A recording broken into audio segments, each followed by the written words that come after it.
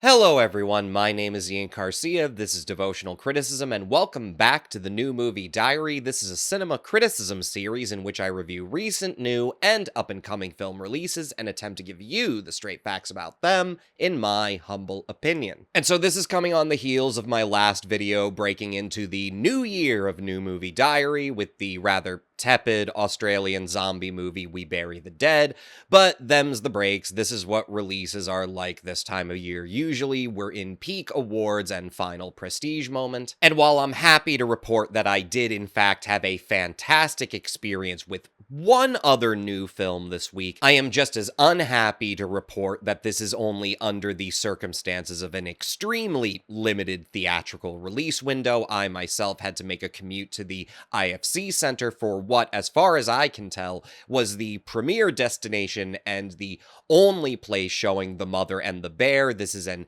international, though primarily Canadian production, written and directed by the Chinese-Canadian filmmaker Johnny Ma, that stars Korean actor Kim Ho-jung as a middle-aged single mom who travels to blustery Winnipeg upon learning that her estranged daughter, a naturalized elementary school music teacher, has suffered a head trauma from slipping on ice in an alley, her doctors having put her in a medically induced coma for recovery. And I'm only unhappy because I really don't know how many theaters The Mother and the Bear will reach. The West Coast can start getting excited next week.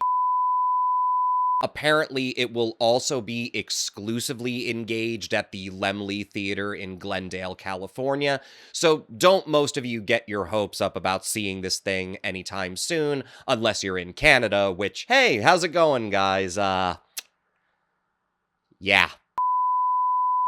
It's trying times up here in the Northern Hemisphere and now in the Central and Southern one, and I'm not about to patronize any potential Maple Leaves whose audience that I'm thankful to have. Don't get me wrong, the US is taking the cake in fucked up right now, but man, every country's got their own problems, and that's the eternal, lonely frustration of all xenophobia, all race hatred, all hyperfixation on any one particular culture or religion, which is just how easy it should be to remind ourselves that, broadly speaking, I have so much less grievance against someone from Iran or Venezuela or Somalia or Palestine or, God forbid, from Israel either, from Mexico, from Canada, from South Korea. It is not possible for me at my age and with a life as consumed by drudgery as it is, it's not possible for me to take that sense of weary and pin it to anybody except the people who govern me, while looking way more like me and sounding way more like me than anybody from those places. In this moment of authoritarian ascendancy, which in the United States is specifically some kind of esoteric white Christian fascism, we should all feel behoved to applaud any film that implicitly fights the retrenchment of the most intellectually static and often disproportionately aggrieved white conservative Christians into this irrational delusion that the best and most noble in a human being is defined by their closeness to any ideal that is exclusionary, as opposed to, the opposite, like an invitational view of humanity. And that's precisely what The Mother and the Bear is, and though I can't do much more than cross my fingers and hope a VOD rollout will come relatively soon, not uncommon for non-seasonal film releases anyway, I can certainly from afar in this mental prison that is being an American right now, just relish the implicit transgression that even this movie, which is not a particularly dour affair as a drama, even one that concerns themes of migration and naturalization and what that means, quite frankly, for the experience and feelings of those migrating and naturalizing and not, for just whatever crank catches wind of someone speaking a different language and gets spooked. Johnny Ma's film, actually his third since 2016, only really has some book-ended touches of magical realism, some playing with some quaint supernatural imagery to sentimental effect, But it's generally just a screwball comedy, and the best kind of screwball comedy, a romantic comedy. Just, one where the single, independent 20-something woman spends the whole time in a medically induced coma, and instead, her traditional old world mother springs into action to basically try to match her with the only eligible Korean Canadian man in town who she meets by chance herself. Sure, it's also a classic fish out of water foil, but whatever The Mother and the Bear lacked in terms of originality, which from sequence to sequence it honestly doesn't lack for much of there either, in embracing any basic formula, it's also such an effectively dreamy argument to how much happier our sense of spectatorship is when we forget nationality entirely. The greater accomplishment it could have, more so as a screwball comedy, a twist on the rom-com, more than just to tickle our funny bone well enough and jerk our tears with moments of quiet and steady observation of Kim Ho-jong. That greater accomplishment is this moment when you realize this is exactly the sort of variant image of a world that doesn't have a white neutral subject, where the subject herself isn't even technically a migrant, at least not politically. She's just, in her own humble way, a single middle-aged woman springing into action when her daughter gets hurt. And therefore, in her own way, sort of standing in for, the foreigner as a universal subject. In this world of mass transit and international connectivity, the ease of geographical change, there is a certain type of subject, and this is the gaze that's running riot in my country right now, and now running over to completely up someone else's country to having not done a bad enough job with this one. There's a certain dominant reactionary subject that is so literalist in its thinking, so complacent and bland in its dull imagination that it literally can't wrap its head around the idea of sympathizing with the foreign or the dark-skinned as indistinct from them in feeling and experience. Because they literally can only conceptualize of themselves as being the subject of a place, of a nation, of a country, of a language, of a religion, and not the world and all the possibilities within it. Though it's got some, I'd say, roughly executed moments, some neglected supporting cast performances especially, The Mother and the Bear could not be any more what I needed to see in this moment coming from our duly honored neighbors up north, from a filmmaker who himself is not the traditional image of a Canadian, but who, from the immediate opening title, showing the oddly dreamy but also terrifyingly suffocatingly cold-looking Winnipeg, choosing a needle drop of some old archival song made in ode to Winnipeg and Manitoba. I could be wrong, but it would just as well work as a subtle nod to the ambition of Ma to use this deceptively silly, sentimental New Year's set screwball comedy about a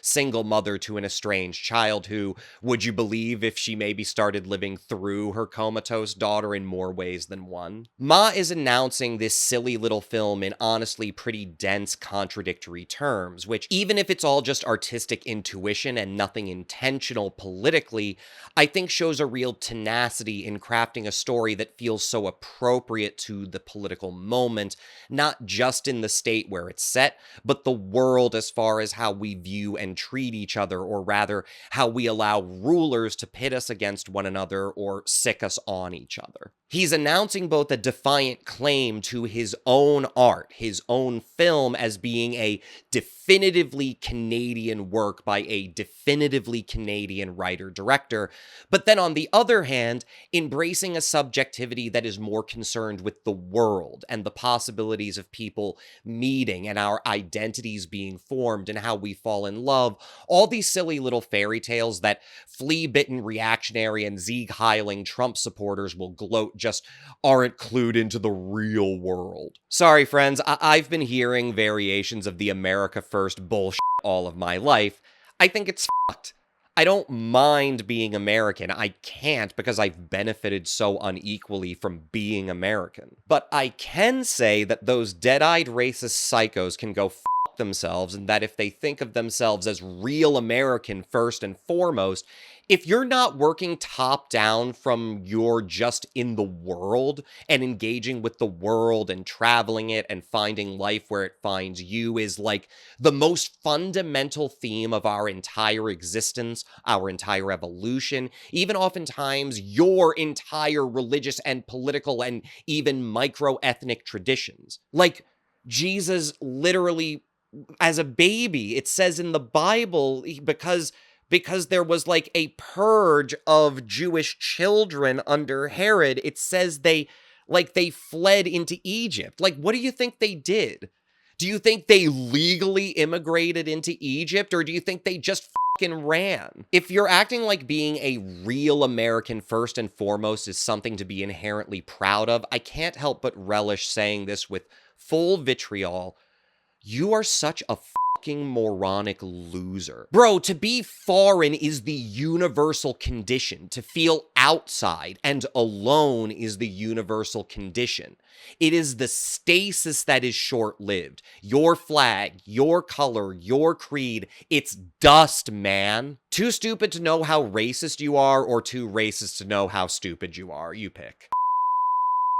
I'm probably screwing up, and I promise The Mother and the Bear is not a tiresome essayistic agitprop. It's not just a lecture. It's a real movie, and it's really sweet. Kim is just amazing in her performance, and while at the same time it's just giving us this beautiful comedy for the moment where Kim gets to kind of be a heroine representing the world as it really is, where the universal condition is to be a foreigner, to move through the world as a confident resident of it.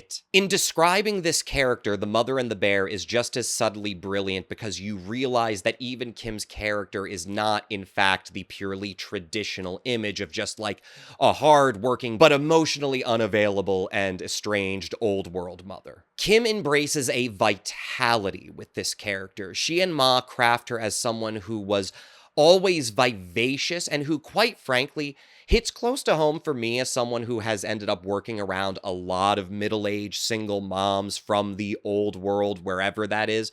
Because no matter how old they are, on the one hand, they are super traditional, but they seem to know a lot that most others, even within their own communities, don't know about how taboos are parts of tradition, that getting all hot and flustered and consumed in wheeling and dealing. Ma and Kim end up taking what I might have been bored with by a different take on this character and turned it into something that just breaks down another arbitrary barrier that was even in my mind. This other illusion built up by stereotypes we can have about migrant women or migrant parents specifically. At a certain point, I'm watching this character come into sharper clarity, where Ma and Kim even seem to be trying to stress test the limits on what quirks occur because she's a stranger in a strange land, and what quirks are because she's kind of, ma'am, are you all right? Because Ma and Kim are able to center foreignness and movement and even estrangement as a universal human subject. They're also just able to give us this fun, complex character whose own shape doesn't fit into the contours of the old world Asian mom, who is, quite frankly, immediately relatable and first and foremost as just who she becomes defined by as a parent. And not as a Korean parent, even to the extent that tradition plays some role in her behavior. It's always tradition as interpreted by a flawed agent of it. One who is herself not terribly traditional in terms of depictions of middle-aged Asian women, not just in the cinema of the Americas, but honestly in Asian cinema as well. If there's one reason this film was so effective for me, even if it was just a matter of dreary timing psychologically, it's just because of how successfully it appeals to that kind of what I hadn't even considered might be my own repressed feeling. Like, maybe it's not just about flags and costumes and patinas. Maybe for as strong and ennobling as nationalism and patriotism can sometimes feel, if we deny the world, we deny ourselves. These foreign and migrant characters shouldn't be anomalies. They should be viewed as the universal human subject, that the only anomalous thing about them is how often they come up in our popular culture, not whether or not they are the standard of what kind of defines and anchors a human experience across time, across generations, across history. And for this film to hit that as an emotional beat without, frankly, ever having a single cliche shouting match or rhetorical expository moment, that is something very special, especially on such a small scale. It's crazy to me that apparently some form of this film had its premiere at the Toronto International Film Festival all the way back in 2024, and it's only now getting this extremely limited theatrical pickup in the States, but then I guess that's why an actually quite excellent surprise seasonal screwball comedy like this ends up getting fucking buried in the early January release slate alongside mediocre horror flicks. Maybe market forces are just telling me that this is a time for exciting, sensationalistic darkness in American prestige popular culture, and not for voices of an interhumanism that could probably use a fucking boost right about now. Well, I'll boost it anyway. The Mother and the Bear, only my second new film of the year, but still, honestly, yeah, I think I'll maintain my track record of holding fast to a personal early bird favorite that nobody else gets or cares about down the road. The Mother and the Bear, I'm giving this a well-deserved 4 out of 5. With that, I'm tapping out. Thank you so much for sticking through this whole video, and please don't be a stranger to shouting out in the comments. What did I get right? What did I get wrong? Otherwise, please share, like, subscribe, bell, yada yada. My name is Ian Garcia. This is Devotional Criticism, and this was the new movie diary. I'm going to catch you guys next time.